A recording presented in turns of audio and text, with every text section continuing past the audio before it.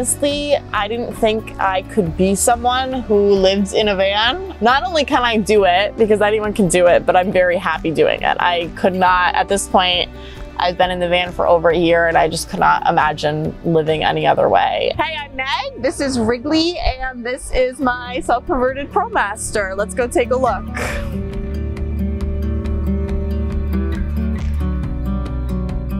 I never really named my van. I pretty much just call it Wrigley's van because basically the whole world revolves around him. So my sister had somebody make that for me, which is super cute.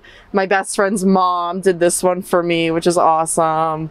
I'm living in my dog's world for sure, especially on the road when, you know, they require a lot of work, a lot of commitment and sacrifice. So I have some plants. Some of them are doing well. This one I've actually had for years before I even like lived in the van or anything, and it's been doing pretty well. My Christmas cactus looks like it's on its way out. My snake plant is hanging in there. So you live and you learn. Some plants do better than others in a van. I got stock cabinetry from Lowe's, which I don't necessarily regret because building them would have been really hard, but what I've noticed with other vans is most people don't have them like come out as far as mine do, and so then you have more floor space. I knew I wanted a big kitchen. I really wanted to prioritize that when it came to my space because I knew I was going to do a lot of cooking in here. So I have a fridge and I have a freezer under here as well. And then I have a very big sink, which is awesome because I can also just kind of put stuff in here when I'm driving around, or if I need, you know, to throw the dishes in there or whatever. It's really, really nice to have that big sink. And then I also wanted to make sure I had a lot of counter space. So cooking here is like, it's really not bad at all. I actually probably have more counter space than I did in my apartment. So it's been really nice. I also have a 3-burner stove and a little oven, which is awesome. I've never used all 3 burners at once, but I do use the oven a lot. And then I just have a lot of storage space. So I have like, this is all food. And then yeah, under here I have like my gray water. I have a 7-gallon gray water tank that I can just kind of really easily remove from outside to dump it. So I have some of these I actually bought years ago. So I finally put those up. My little watering can for my plants. I drink tea every morning, so I put all my little affirmations and stuff I hang up here. So that's nice. And then yeah, I just have some tea, some hot cocoa, date syrup, things like that.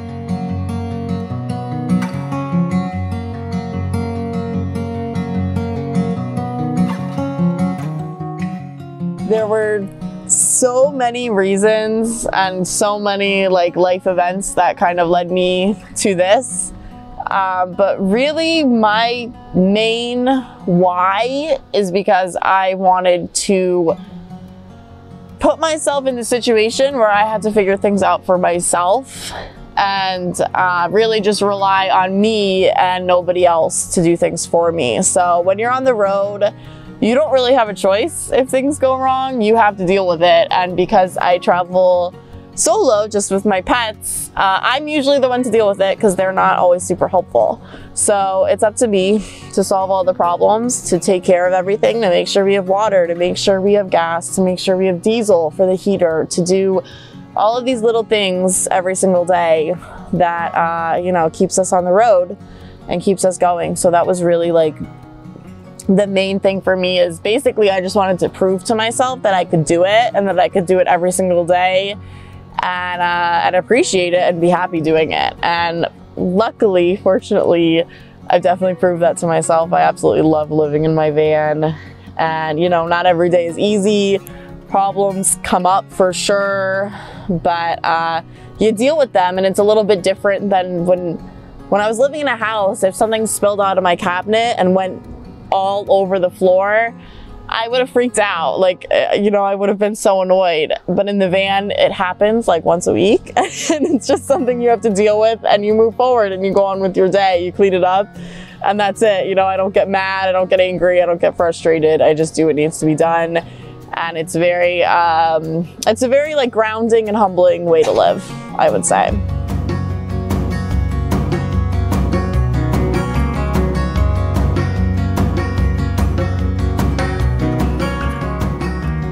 A few years before I bought the van, I got in a really bad accident in my Subaru. It was totaled, and I was like very, very lucky that Wrigley wasn't in the car with me. I was taking him everywhere at that point, and it was just a weird, you know, like miracle basically that he wasn't with me at the time. So I take like his safety driving very, very seriously now. So this kennel is pretty much what the whole van was built around. Like, the garage is crazy because it's built around this kennel. The bed had to be a certain height because of the kennel. So that was really, really important to me. It gives me peace of mind. It's a crash tested kennel. A lot of people use them for their hunting dogs, like truck beds and stuff. That's kind of what it's most common for. But it works great for us, and he loves it. He'll crawl in there all the time. And the cool thing about his kennel is it's extremely heavy and it locks.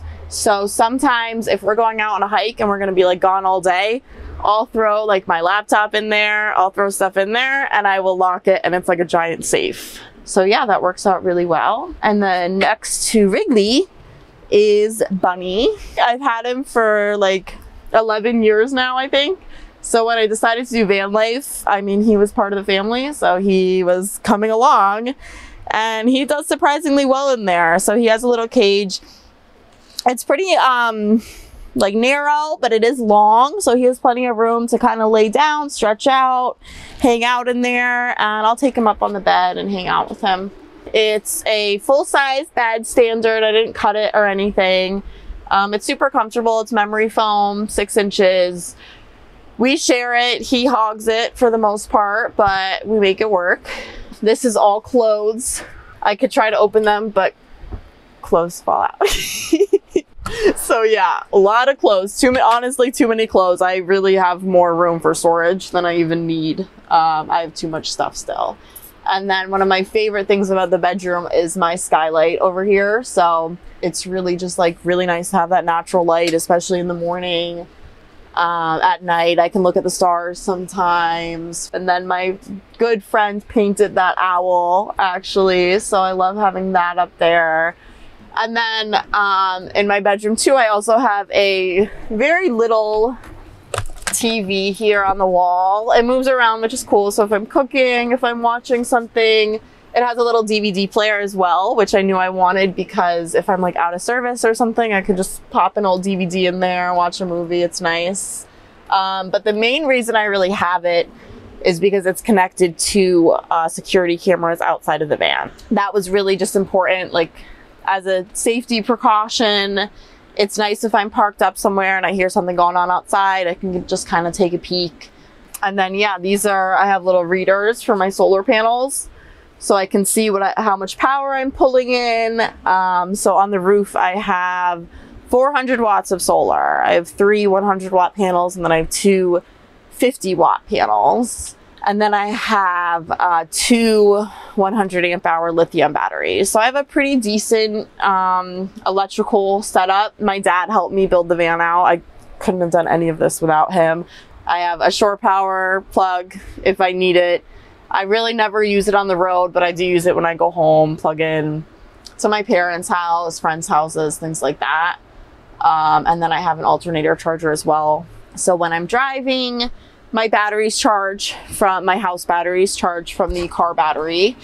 And yeah, with my solar and with all that, I pretty much never really have to worry about running out of power, running out of electric.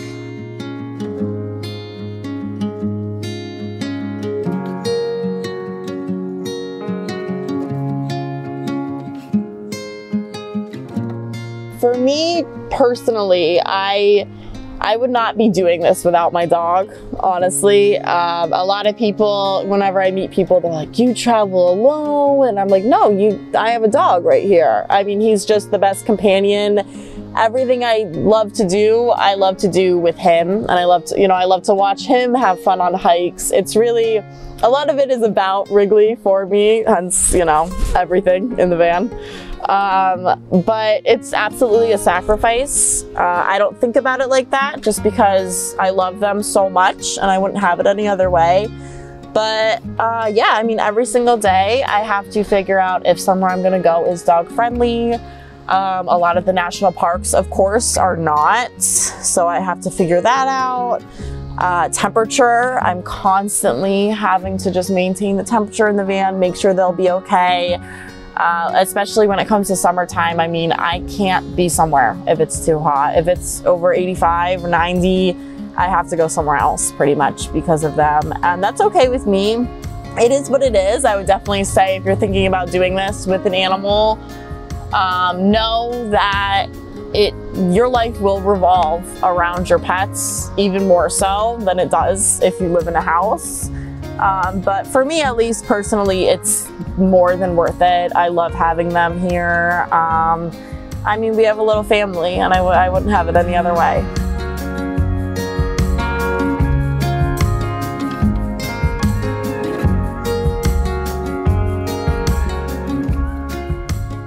This is the back of my van. I have a map on here that's almost completely filled in, which is pretty cool. The van has seen many states. And it's funny because sometimes I'll be laying in bed, like taking a nap, and I always hear people outside talking about the map, looking at where I've been. So that's really fun. And then I have a ladder, mainly because I have a deck up there. So that's like my favorite part of my van. I go up there almost every day. I love it so much. It's the best place to watch a sunset, sunrise, everything. So this is my garage space. It very much is a garage, looks like a garage. I throw stuff in there all the time. This is like the ends of Bunny's cage, so you can see him a little bit. I have this pen for him. It's like a puppy pen, and sometimes when we're at campsites, I'll put it out. That way he can run around outside. I just have to be really careful that I keep an eye on him when he's in there. I have a mountain bike. We don't really do anything too crazy. I pretty much just bought that to like explore on public lands, when we're out camping and there's tons of dirt roads and stuff. I'll take the bike out, Wrigley will run with me, and that's a good time. I have a paddle board, which is awesome too. That's been so much fun. And then all of my electric is hidden right now. You can't really see it, but my batteries, my fuse box, everything like that's over there. My water tank is over here. I have 21 gallons of fresh water. And yeah, just a lot of other random stuff that ends up getting thrown inside.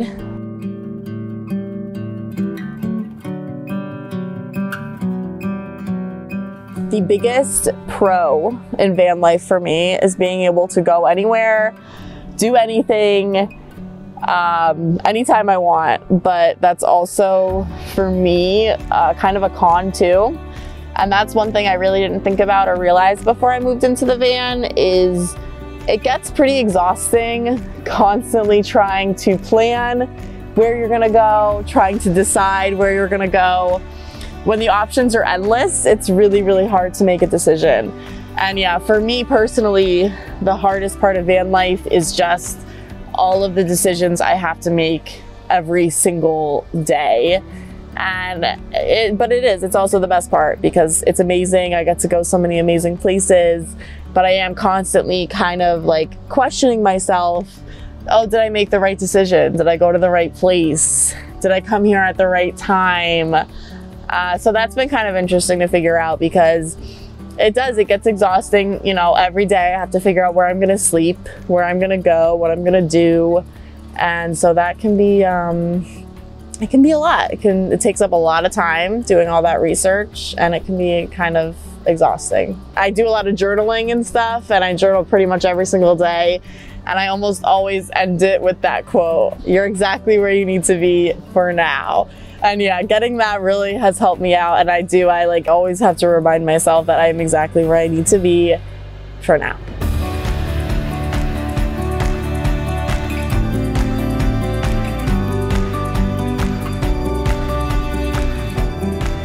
I'm on Instagram. My Instagram is just Meg and Wrigley, MEGANDWRIGLEY. And you can follow us there. We post about our adventures all the time. And yeah, thank you so much for coming to see my home. It was so nice to have you here.